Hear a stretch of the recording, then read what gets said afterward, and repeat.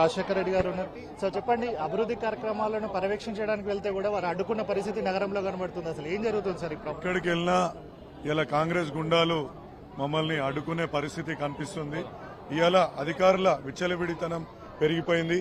ఎక్కడ కూడా ఇలా పాలన గాడి తప్పిందా అనే విధంగా తయారైపోయింది. ముఖ్యంగా మనం చూస్తున్నాం ఇలా లంచగొండితనం ఇలా విపరీతంగా పెరిగిపోయిన సందర్భాలు మనం అనేకం చూస్తున్నాం. ఇష్టం వచ్చిన రీతిలో బిల్డింగ్ల పర్మిషన్లు ఇచ్చుకొని బిల్డింగ్లు కడుతున్నారు. సుమారు మా దగ్గర ఉదాహరణకు మల్కాజిగిరిలో 12 లేక్స్ ఉన్నాయి. ఆ లేక్స్లలో 23 కోట్ల రూపాయలు ఖర్చు పెట్టిండ్రు. బట్ ఎక్కడ పరిస్థితి అక్కడనే గుర్రప్ డెక్క అంతటా పరుచుకొని ఉన్నది. ఆ డబ్బులు ఏమైపోయినాయి కూడా అర్థం కాదు.